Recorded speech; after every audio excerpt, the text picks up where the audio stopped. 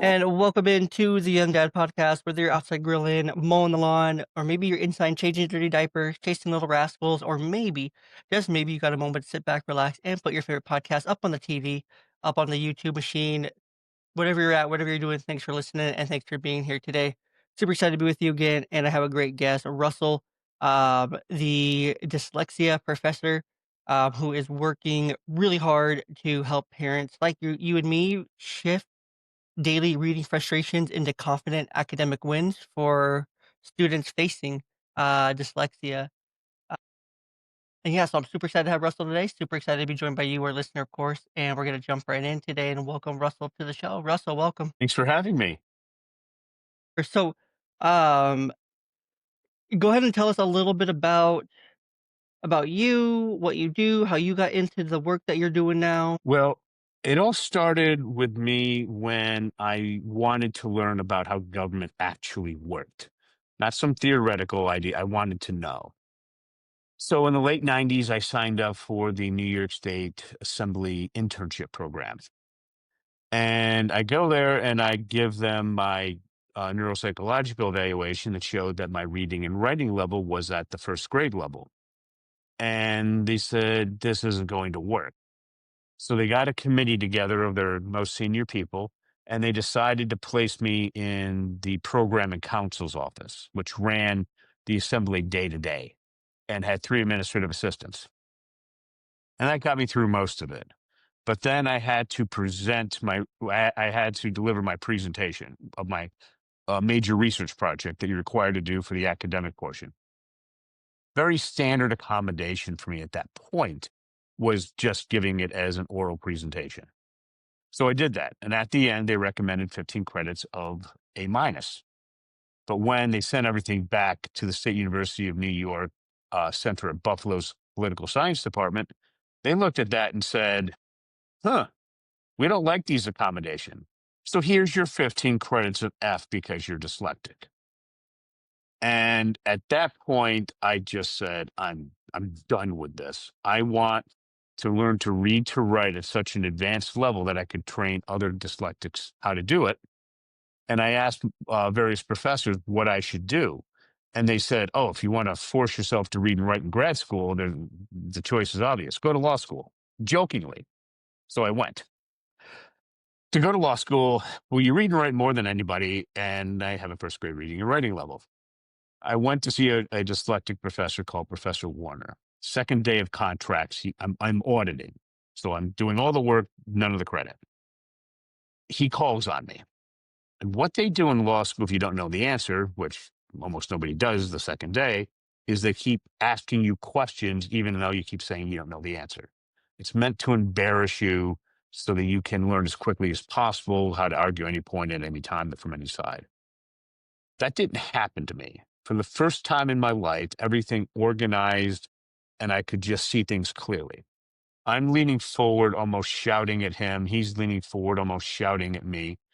These things can get quite intense, and it was considered polite. And we're going back and forth at each other like crazy. A best analogy I could say is look at a Supreme Court arguing justice going after somebody who's arguing before them. After 15 minutes, he said, Russell, you couldn't be any more correct. I have to move on to the next case in the interest of time. That solved the reasoning aspect. The reading solved within a month, the writing within a year. Then I went and I said, I want to show other dyslexics what I learned. And I want the New York State government to pay for it. My professors in Buffalo said it's impossible. They couldn't even do that. Well, I got them to do it after a couple of years. What happened is we're talking about high school kids. And just so you know, I went after the ideal. Highly motivated, highly intelligent dyslexic students, excellent family support, college bound. We had their best special ed teacher, Susan Ford, at the Averill Park School District right outside of Albany, New York. One class period a day for the school year. And they increased their writing from middle school level to average range of entering graduate school students. So they jumped 6 to 7 grade levels in one academic year. Compared to the best dyslexic college at the time, Landmark College, we were 3x as successful as they were for less than 1/100th of the cost. for less than 1/25th of the effort. It cost New York State taxpayers less than $900 a kid. They all graduated. Um, they all became successfully employed, and their GPAs are 2.5 to 3.6. I presented that in New York City in 2006. I thought I did something amazing. I thought I was done. I was wrong.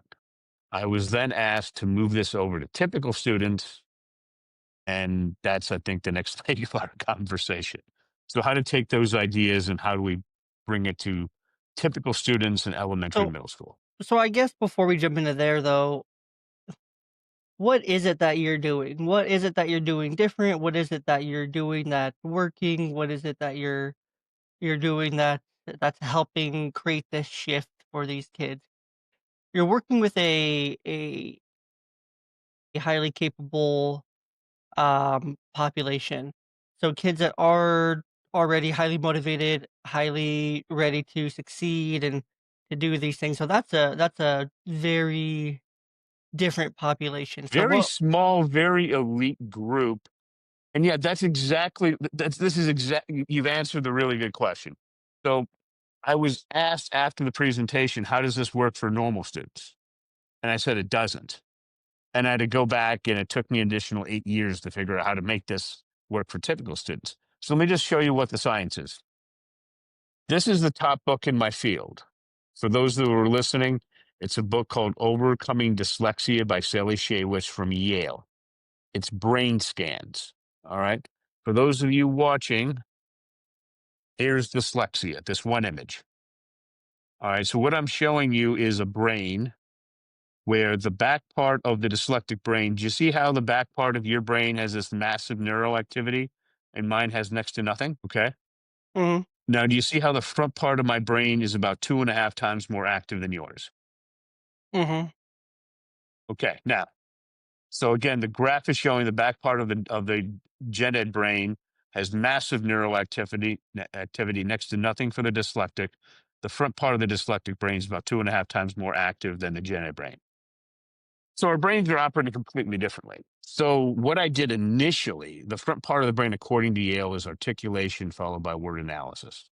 Articulation, the test I used was a graduate records exam, analytical writing, analytical articulation, same thing. That's what worked. And then it's followed by word analysis. That worked great for the super motivated kids. But for typical students, absolute train wreck. So what I had to do is I had to switch. Instead of articulation followed by word analysis, I did word analysis followed by articulation. So let me show you how important that is. A lot of your young fathers out there, if they have kids in elementary or middle school, a lot of them are dealing with kids where, as one special ed teacher said when I was teaching New York City special ed teachers, my students are writing what appear to be randomly placed misspelled words. I don't even know where to begin. Does that sound familiar to you? Or do you know any dyslexic kids writing like that? mhm. Okay. What's the name of a dyslexic student that you know that writes like that? Change the names to protect their identity, but give me a name. Let's just call him How Jake. about Bob? Okay, Jake. Okay. What is Jake's speciality? What's his area of extreme interest and ability? Sports. Sports. What type? What sport? Um, Football, baseball. Okay. Which one? Football or baseball? Um, he's pretty talented at both. You have a pick one. I would say probably baseball for him. Okay. We're trying to get as specific as possible. So what we're going to do is you're going to type out hero plus sign. What are we talking about? Then Jake's going to do the same thing. It's the default writing strategy of copying. Professor James Collins' strategies for struggling writers. So you type out hero plus sign. What are we talking about? He does the same. We switch hero for Jake. So Jake plus sign. What are we talking about? Then we're going to switch. What are we talking about for baseball? Jake plus sign baseball. See how we got there? Mhm. Okay. Now I'm going to ask you some simple questions that I do at major dyslexia conferences. And the vast majority of teachers get it wrong because they didn't answer the simple questions that are extremely simple correctly. Do you think I'm going to be able to fool you? Maybe. Okay. So let's go ahead and just answer my questions as exactly as possible. They're incredibly simple. Here's my question about Jake and baseball. Does we remember we have to replace the plus sign with a word. We got Jake plus sign baseball. We have to replace it with a word. Here's my question. Does Jake like or dislike baseball? Like baseball. Okay. Very good. You are one of the very few people, less than 10% of people, that actually got that correct. Seems kinda like a pretty easy question there. Right. But what almost everybody does is I asked, does Jake like or dislike? You said like, and you put it in with a plus sign. Jake like baseball. Now, what does most people do? They automatically add the S to like. They say likes, and they put it into the sentence. Jake likes baseball. Problem with that approach is that Jake doesn't know how to add the S. Okay. So you literally did what I asked. Special ed teachers with master's degrees and 10 years of experience or more usually don't do that. They add the S and make it a a correct sentence. But Jake doesn't know how to add the S. So the question is, how do we teach Jake to add the S? If you're Bill Gates' grandkid, you would be using a Orton Gillingham multi-sensory structured language approach, which uses all the senses, and it takes a specialized school of 75 grand a year, 4 to 5 years to correct the issue, to correct everything. It's house money. I'm going to show you how to do that in the next few minutes. What we do is we ask Jake to read what he wrote out loud. Jake, like baseball. And we ask Jake, does that sound generally correct? He's going to say no. Fix it. Jake likes baseball. By asking, does it sound generally correct? And the answer is no, he fixes it. So then what we do is we have him practice that 10 times for likes, 10 times for dislikes, for 20 times until it's perfect. Then we move on. Now, like and dislike are a form of word analysis, the front part of the brain. Remember, I'm doing word analysis followed by articulation. Once you go because and you give a reason, after because is articulation. Like, dislike, word analysis, after because, articulation. We're doing things the way the dyslexic brain was designed to operate. Make sense? Mhm. Okay. Now, give me one simple reason why Jake likes baseball. It's fun. Because it's fun. Okay. Now, we have Jake likes baseball because it's fun. You're going to have probably a bunch of spelling errors in there. Here's how we correct the spelling.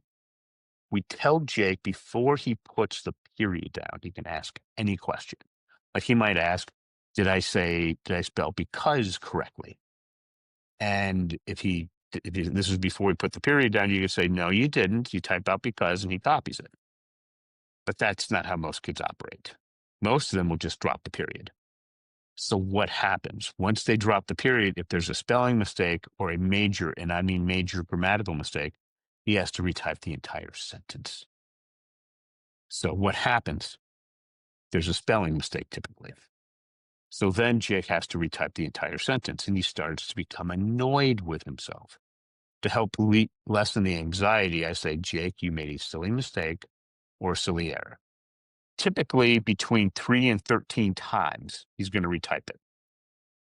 As he's going down, he keeps making the same mistake. He starts telling himself, I'm not going to make that mistake. I'm not going to make that mistake. And what does he do? Make the mistake.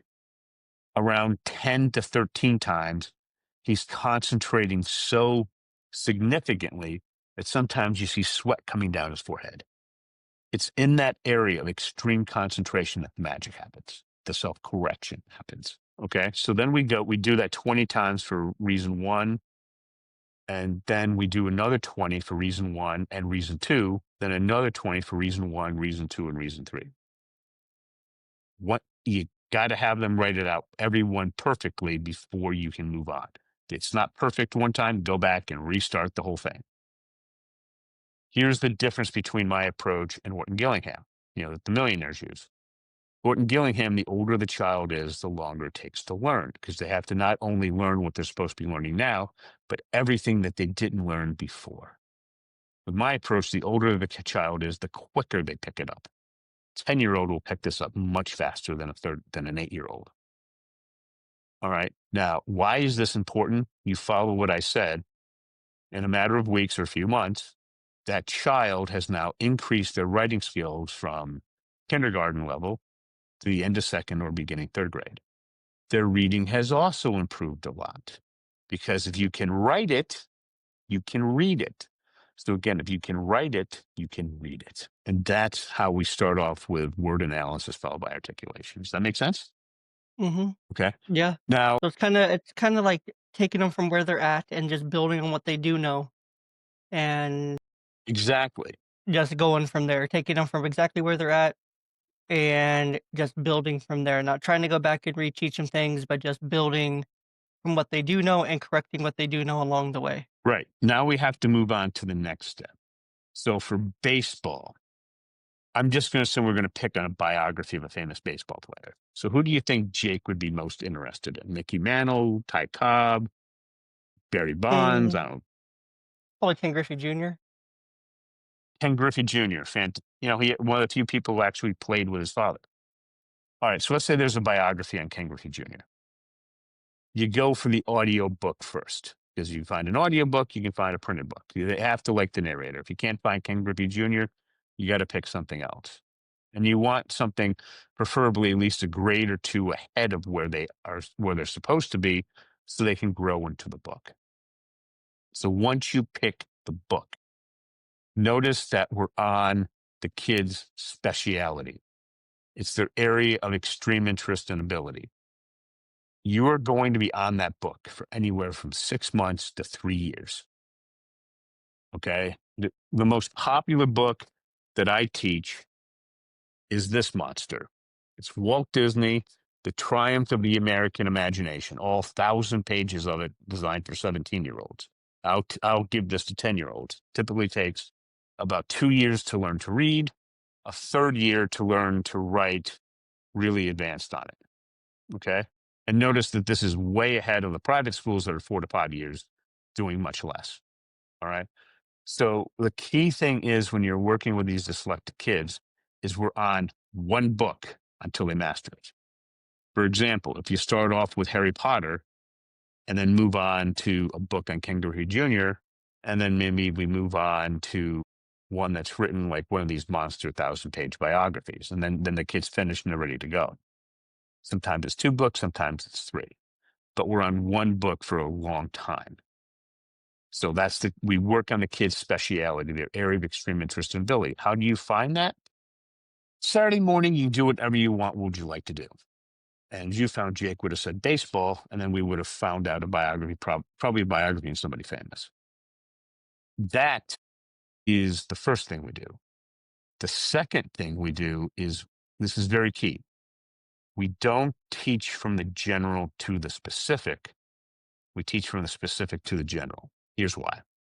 You ask Jake, what effect did Martin Luther King's famous I Have a Dream speech have on the American Civil Rights Movement? It's like asking him to grab fog. There's just nothing there. Mhm. Okay. But if you asked him what specifically compelled Martin Luther King to want to give his famous I Have a Dream speech, you can look up at his biography and find the answer. And then that'll lead to another question, which you answer, which will lead to another question. It forces the brain to organize itself by using writing as a measurable output. So again, it forces the brain to organize itself by using writing as a measurable output. So what you do is you would ask Jake, in your speciality, in baseball, do you have ideas flying around your head at light speed? Key question, but with little to no organization. He's going to say yes. And that's how we correct it. We force the brain to organize itself by using writing as a measurable output. And so that's the secret. You focus on the speciality, you teach from the specific to the general, and then word analysis followed by articulation. Makes Make sense. sense? Makes sense to me. Yeah. I like that I Well, like that what it are the starts with the specific because it's gonna be really hard to engage a kid, well, really anybody, that if you're trying to engage them, if their favorite thing is baseball, but you're trying to engage them in, World War II history kinda thing. it's gonna be really hard to get them interested. It's gonna get them really hard to care, and they're just gonna find more struggles and more difficulties. But if you're doing something that's going to interest them, that kind of fires them up a little bit, the engagement and the retention is going to be that much better because they care. And that's so important to make sure that they care about what the heck you're talking about. So, Yeah, let me give you an example. Have you ever watched the original movie Fast and Furious? The first one, not one of the dozen that followed it, the original one. yes, I think so. There's a scene there. Do you remember when Paul Walker brings in this car from the junkyard and he's sitting down with this genius ADD kid who's pointing out on computer what it could look like once they finish it up? Remember that scene? I think so, yes. Okay. What Paul Walker said was, "You're amazing. How come you're not at MIT?" That ADD kid said, the attention deficit disorder kid said, "I can do this really good. I can't do the rest of it." Okay. So, what does this mean to your audience, to young fathers? What it means is during the intervention period, to where you take your dyslexic child from where they are to grade level or beyond during the intervention period, you have to focus a book on their speciality. To give you an example, I worked with Kimberly starting late December of last year, 2024. Her son Reed just had extensive testing done. He's homeschooled, but his school district, she paid a lot of money for extensive testing. He scored a 190. At the end of the school year, grade level was 211. He was supposed to increase, if he was in public school and special ed, for the rest of the school year, 2.8 points to a 192.8, 2.8 points. His mom, using this process, increased his reading and writing by 20 points, okay, to 210. Grade level's 211. So he's essentially at grade level. That level of increase, if you're doing statistics, was an increase of like 3.2 standard deviations, 1 in 2,000. Okay, an extreme rarity. She did better than the private dyslexic schools. So then what happened in the summertime? He's a homeschool kid. His friends are saying, "We want you to come to public school to be with us." So Reed goes to public school this year. He's doing just fine. He's complaining that he has to write in math. I talked to him. We corrected that. He's doing just fine in mainstream classes. If he started last December when he was reading and writing in the mid second grade level, he would have been in special education away from his friends and they would really know what to do with him. So his mother solved this 6 months. It's really That's cool. how powerful this is. Yeah, it's really cool to what can happen to when we give our kids the right tools, the right resources to be able to succeed, and we let them just learn and grow because there's an element of this to where kids can catch up. They can be on the level playing field. They can be in it with their peers, and they don't have to be essentially. I don't want to say like shut out, but they don't have to be placed into a special education class to where they may not be suited, where they just need one specific thing like this. So it's really cool to hear stories like that. Well, the key thing you need to understand is, again, parents ask me this all the time. Once the child's at grade level, do they still need to focus just on their speciality? The answer is no. Like Reed demonstrated, we put him in to normal classes and he was completely fine. If they're still in that intervention period, if they're still below grade level, you have to focus on their speciality, because here is why your kid's failing. I want you to think back to when you were in school. They taught you, okay? They didn't give you one book you were interested in. They gave you book after book after book. You did a whole bunch of them in a year. Remember that? Hmm. Okay. That is the exact opposite of how dyslexics learn. We focus on one thing. They want you to do a lot. And it's certainly not in their speciality. So when I'm dealing with the most motivated, I want you to think about a student, dyslexic, non-dyslexic, doesn't matter, who was so motivated, you gave them any school task and they would just work like hell to get it done as best and as quickly as they could. Can you think of a student like that? Yeah, I was a lot like that myself. Okay. All right. So whatever you get, you just had that massive motivation. You take a dyslexic outside their speciality, their motivation drops 50%. You take a typical dyslexic, they're down 75, 80%. And then what's the next thing the teachers do? They teach from the general to the specific. All right. Dyslexics learn from the specific to the general. So now they're down another 5, 10% at least. And then they're certainly not doing word analysis followed by articulation. The system is designed to have the dyslexic fail, not on purpose, but again, I'm coming back to the science, overcoming dyslexia, turning to page 70, 78, figure 23 in the second edition. And for those watching, I'm showing you again, the dyslexic brain has next to no neural activity in the back part. The gen ed's going crazy, but we have 2.5 times the neural activity in the front part of the brain. We literally learn differently, completely. And the school's trying to accommodate us. Doesn't work well. Let me give you an example. Is there a sport that you absolutely are horrible at? For me, it's basketball. I'm the worst. Any sport you're really bad at? Hey, soccer, because I just don't like to run. No, I mean, is there something, not because you don't like to run, but you're just horrible at it? You could practice all day long and you'd still be horrible. Usually just avoid the sport if I know I'm not gonna like it or be bad at it, but probably golf. Okay, golf. I want you to imagine if your financial future was tied to your ability to play golf. Yeah, I'd probably be homeless. Do you see? Yeah, do you see how you couldn't afford where you're living anymore? Could you see that you'd lose your car? Well, You wouldn't have any money? yeah, I could also see myself working incredibly hard to get good enough at it to get by. Right. But if you're really, really bad at it, doesn't matter how hard you work, it's not going to really work. That's the point I'm trying to get I across. gotcha. Okay. Now, some guys are really good athletes and they could go and do any sport okay if they work at it. All right, let's try something different. What's some activity that you're just horrendously bad at?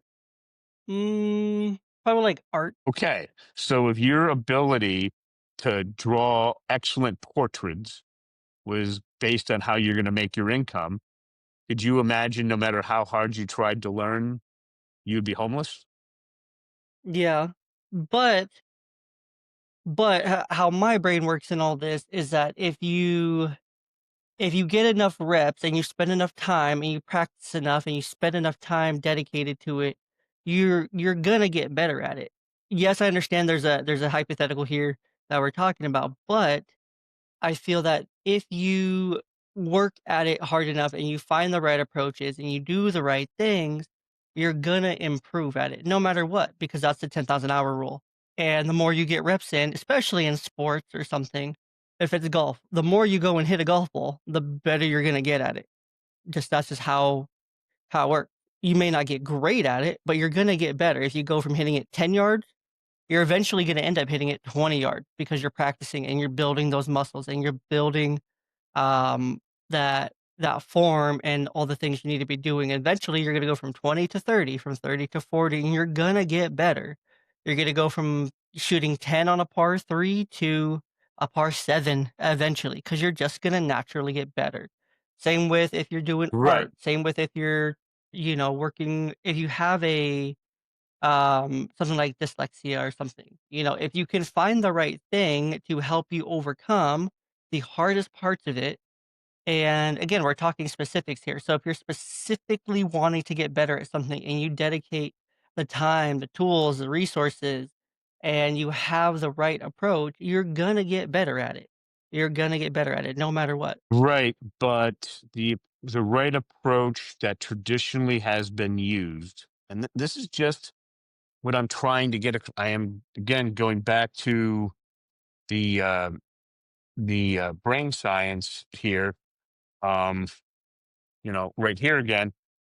This is what I run into. Is that you see how the back part of that brain has virtually nothing going on? Yeah, no, I understand that. I understand that. Yeah. I'm just saying So in these hypotheticals are hard for me to wrap my head around because I and know that there's a way out here, right? There's not just, you're not just gonna be stuck. If you work at it hard enough, you're gonna get unstuck and you're gonna figure out a way. Right, but the way that it's figured out, just so you understand the magnitude, once you're in 4th grade or older, I'm gonna give you an example of the richest part of New York City, the Upper East Side. It's called the Windward School. They have a 98% success rate of taking students in from their school and then sending them back, and they are completely ready, okay?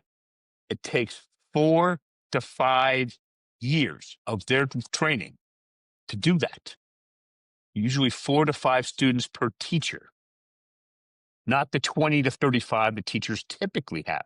They're thrilled with 20. This is 4 to 5, okay? It takes you 2 years to become certified in the Orton-Gillingham approach, all right? And they work crazy hard. It's 75 grand a year. Most young dads don't have 300, 400 grand sitting around that they can invest in this. Mm-mm. Okay. That's what works if it's 4th grade or later. All right. So, what I'm telling you is from K to 3, dyslexics learn to read. From 4th and above, you read to learn. That's why if the kids failed the 3rd grade reading and writing test in your state, it's an academic emergency. And instead of being easily corrected if they're in kindergarten or beginning of 1st grade, not you just go to Yale for that. How do I test in kindergarten? How do I correct it? They just tell you. After 4th grade, you're in one of those schools. So what I'm saying is they're trying to essentially, this is way oversimplifying advanced neuroscience, but this is essentially what we're looking at.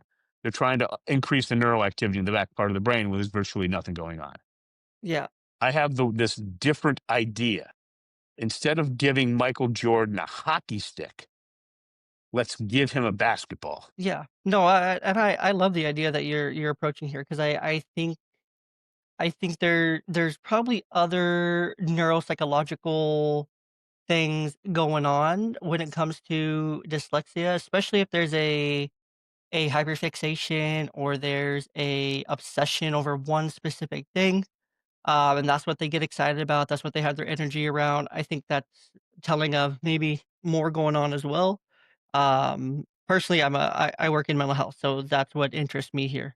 The science is also really interesting. Seeing those brain scans and whatnot too is really interesting. But it makes sense, the approach that you're taking here, the approach that you take, because you gotta start with what the kid likes. You gotta start with what the kid likes. I think at any age, that we're talking here, because that there's no fear associated with that, right?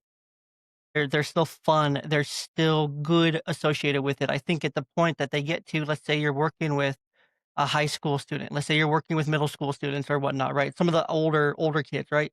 Um, post elementary student, they've already been kind of, not literally, but figuratively beaten down. Right, they've already been made to feel dumb, different, like they can't do it, and so there's just a lot of anger, there's a lot of fear, there's a lot of resentment towards reading and writing, because they've been pushed down so far, by peers, by teachers that really didn't understand, that just said, "Just read the freaking book. Just write the damn sentence. It's not that hard," kinda thing. Well, for them, it's hard, right? But if you can take what they're interested in, that's kinda like their safe zone, right? And they know, like, okay, nothing's gonna change it because I love this, right? Like, I love baseball, and I can read about baseball, I can learn about baseball, I can write about it because it's my favorite thing, or Legos, or Winnie the Pooh, or jelly beans, or whatever it is, right? Um, and that makes it fun, that makes it enjoyable, it rekindles that little fire, and you're able to get their buy-in, you're able to get them engaged and on the road here to success with that. So that makes total sense. I love that. So Well, what you're looking at, just so dads understand, is the first thing you need to do is to get your dyslexic child to write 3 basic sentences. Okay. I'm sorry, it's 3 basic paragraphs. And this is one thing you're going to hear from the schools. I can't send my kids home anymore and have them write essays. Chat GPT will do it. All right. The way that I have this set up is there's a process we give you on how to find a quote from a book they're reading. And then we answer who, what, when, where, how, why. and I show you how to put that into a basic paragraph. So if you have a quote and then you discuss the who, what, when, where, how, why, that is no longer something ChatGPT just does. ChatGPT does not do very well with exact quotes. All right. And then what I do is I take that to teachers and I say, you determine how much AI is used. The only ethical way it's ethical is the teacher has an opinion on exactly how much. I try to encourage teachers not to let them use it until high school because I think they need to learn to read and write at the 8th grade level Yeah. before you do that. So then what is like Reed doing now? Is he working on 6th grade reading and writing? No. I moved him up to doing body paragraphs, not with one quote, but two. And I use a combination. There's a book called The Craft of Research from the University of Chicago. It was designed to teach PhD students how to write research papers. It's context problem solution. I show him the key points there with what's required to pass the New York State high school English test. And I combine that with the book Overcoming Dyslexia. So there's two quotes and there's this extensive discussions of the two quotes, but he's already an expert in finding quotes. Once he gets that down, he will have the paragraph writing ability of an evolved high school kid. Once he can do three of those, I have the teachers do the thesis statements and conclusions. And then because he's already thinking about this, it's very evolved. He's writing this, and you can write it, you can read it. That puts the teachers in a position where they can go ahead and start filling in the rest of the gaps. And you don't have to go broke doing this. Okay.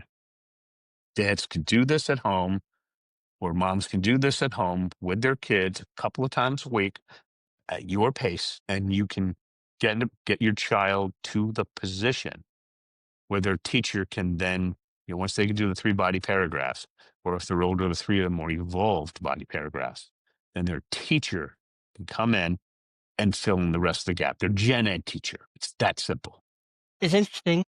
I think starting at home, parents starting with their children, I think is the most important step here, right? I think a lot of this also comes um from being involved in your child's learning from a very young age, right?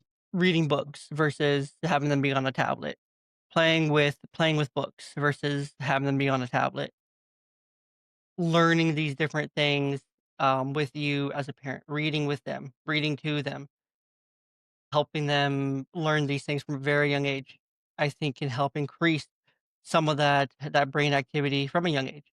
Can help some of these things as well. I don't know. I'm not a scientist or anything like that. I don't do psychological research, but I think some of these things can help and put him in the right direction. It helps tremendously. Just so your young fathers who have very young kids, and most of them are not going to be dyslexic. So just by the mere fact of reading to those kids, since they're six, the key number is starting at 6 months. Hmm. Surprisingly, but that's the number. And what I've noticed is parents that do that, when the kid's 3, they start having them type or handwrite letters or different things. And here's the shocking change. I'm just going to assume an upper class, suburban, wealthy public school district. Those kids typically go into kindergarten. They're typing their name. Because they've been read so much, they can do some basic reading, and some of them can even type out basic sentences. Now compare that to other kids starting out who don't even know what the alphabet is because their parents didn't do what you're saying. Now, what you're saying is exactly what every time I go to major dyslexia conferences, this is exactly what they're telling parents to do. Here's the other thing that's going to scare you. You got kids? I do, yes. What are their ages? I have an 8-year-old and a 4-year-old. Okay, I'm going to shock you. Once the kid reaches 5, they're 70% of who they're going to be. Once they're 12, you're around 95%. Okay, so your 8-year-old. I hope you like what you created. because Eh, that's basically the person they're going to be. she's okay. Your 4-year-old is probably about 60% of who they're going to be. 4. She's pretty cool. So do you remember all those times when you're going through the terrible twos and they kept saying no and you took the time to deal with it? Yes. Do you remember all the times, all the books you've been reading to them since they were very young? Yeah. This is exactly what you're supposed to do. So your intuitive nature is critical. But what scares parents is what I really want your young dads to understand is that formidable time really between 6 months and 5 years old. All the times when you're dealing with the terrible twos and they're saying no to everything, when you're taking the time to explain to them, when you're not putting up with a temper tantrum for no reason when you're out in the mall. Okay. Not when they're tired or they've been overextended with busy things. I'm talking like when there's just no reason for them to have a temper tantrum and you deal with it appropriately and you're reading to them and you're putting in that time and effort. What you're doing is you're setting up the guardrails so that you're going to be a successful parent. Yeah. Now, the Absolutely. parents who don't do that, who do none of that, who let the kids do whatever they want, and then they turn 12 and find out that they have a huge problem. Yeah. It's really hard to fix things at that point. Yeah.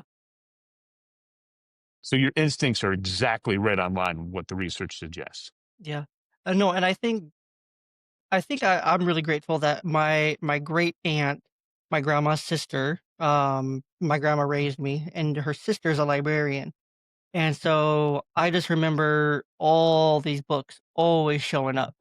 There's just book after stack of books that would just show up at our house that she would give to us, give to me specifically. And I was just surrounded by books all the time. Everywhere I went, every in my room, there was a bookshelf. In the living room, there was a bookshelf. In any place I went in the house, there was probably a book there for some reason. My grandma was always reading until she couldn't read anymore. But even then, when she couldn't read because she became legally blind. But even then, she still, would find a tablet or she found a big print version of a book. And so I always saw like reading as like something really important. I loved reading up until I got to about middle school, and then I really liked sports. And I think what they did wrong with me was they told me, "Oh, you're already at a 12th grade reading level. You're good." I'm like, "Sweet. Now what?" So I just kind of kept Well, to going give back. you an example, there was a famous neurosurgeon, and we're talking back when he was a kid in I think the 50s or 60s or early 70s or whatever. His mom he was African American, single mom. She's a housekeeper. They're poor.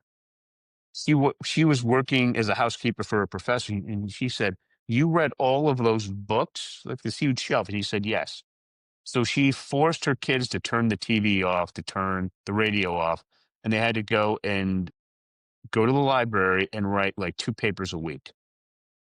And because of that, he went to an Ivy League school and became one of the most successful neurosurgeons we have Yeah. for a library card. For dyslexics, it's called audiobooks. My personal library is from Audible. It's over 600 titles. Most of those books are over 20 hours long. So when I would talk to a dyslexic child, when I'm talking with the mom and and the child, they would tell me that they're interested in things keep popping up: the Civil War, World War II in Europe and Asia, George Washington, Abraham Lincoln, Walt Disney, Martin Luther King, Nelson Mandela. Certain things keep popping up. And I say, "Oh, I know that book. Here it is, and here's what it's all about." And the kid's like, "Huh?" I said, "Yeah, I taught that book, 22 times." "Huh?" Yeah. I also You think, know? with the library card, I mean, reading just opens so many doors. Being able to read at a typical level opens so many doors. Or being able to, utilize audiobooks as well for the same purpose and be able to use them at the same level, I think is also an incredible skill. But just having a library card, I think is underrated because a lot of libraries now especially have, an audiobook through, like, the library card, through, like, the library itself. Like, the libraries here, where I live here in Washington, they use the Libby app, and so you can get free audiobooks on the Libby app, so you don't have to pay for Audible or anything. You just get all these free audiobooks. Every book that they have in the library that they can get on audiobook, they have it on that app, and you have your library card, you sign up, and bada bing, bada boom, there it is. So it's really cool that you don't have to be going out of your way to pay for Audible or anything like that. So it's accessible. Books are accessible. It really just takes time. It takes the effort, the energy to be able to read. One thing that I'm personally making my daughters do this school year to when they're over at my house is when they get home, they clean up and then they have to read together for 20 minutes. Now, the 4-year-old can't read very well, but the 8-year-old can read at a very high level. She's in 3rd grade, but she's already at like a 6th grade reading level, and she's in highly capable classes at school for reading. So, guess what? She gets to practice her reading on her little sister, and I make them spend time together, 20 minutes reading together. We'll also do reading together. I'll read to them as well, but I make them do that together for their bonding. Um, Plus it Right, fills but the 20 minutes that she has to read anyway for school, so right, but your 4-year-old, is she going into kindergarten this year or next year? she goes into kindergarten next year. Okay. And you said she can't read well. She's 4. Yeah, But I want you she to can start to imagine. piece things together, like books like she's read a bunch of times or that we've read a bunch of times together, she more or less knows the stories. Okay. But imagine where she's going to be next year. She'll probably be reading maybe some simple sentences. Well, yeah, no, she'll definitely be there and whatnot, so, Now imagine the other kids coming in who barely know the alphabet. Now you're the kindergarten teacher. See the problem? yeah, no, she's gonna know. I've always put a lot of one thing that we've always tried to do, at least in our home, me and my wife, we always try to give them educational materials, like, on the tablets or phones and what or devices, they just have educational games, like Khan Academy and things like that. That's all they have.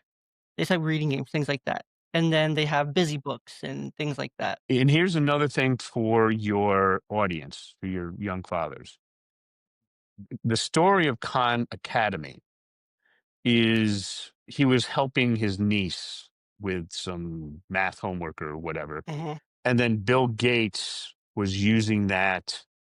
I forget if it's his kids or his grandkids years ago. He was using that to teach them. So Bill Gates calls him up and says, "Would you be interested in starting on a non for profit on this?" And I think he staked him something like $10 million. And I think they put in hundreds of millions since then. So if you're looking for like math or other things like that, Khan Academy that's what Bill Gates was using for his Khan family. Academy is great. I love big Khan Academy fan. I Yeah, fully believe it. yeah, My 8-year-old said just the other day, at the time of this recording, she said just the other day, she's like, "Yeah, I used Khan Academy when I was her age, like 3, 4. That's why I'm advanced now." yeah, So she credits her learning to Khan Academy. It's funny, but yeah. So basically, that's what you're looking for. For a lot of kids, for example, it's Harry Potter. Okay, I'll start them off, and um, if the kid's really evolved, I would say we're not doing the 3 main characters. I'm going to have you do Snape or Dumbledore, especially Dumbledore, because you can't figure that out until book 6 or 7. And they go through and they're reading and writing at it. And I've had 3rd grade dyslexic kids writing advanced stuff on Dumbledore. They're 8 years old and they're doing, really advanced stuff, which is, unusual for a dyslexic. But pretty much, I think that pretty much covers, for the dads out there, just remember when you're dealing with your dyslexic kids, find out what they're really interested in, their speciality, then move on from the specific to the general, not the general to the specific. Start off with, and then word analysis followed by articulation, and you will be absolutely fine. love it. Well, Russell, thank you for your time today. It's been a pleasure having you. It's been a pleasure talking to you, exploring the world of dyslexia. A topic we haven't really spent too much time on here in the podcast, but I always love talking about new topics and There's always so much to learn as a dad and as a listener and as a host myself. And so I really hope the audience can get the same out of it because there's always something more to learn. And I hope that this reaches that one dad that really needs to hear it. And until next time, guys, make sure that you do all the things to support the podcast. Make sure to like, follow, subscribe, and to do all the things you can to support the podcast. And until next time, I'll catch you right here on the Young Dad Podcast.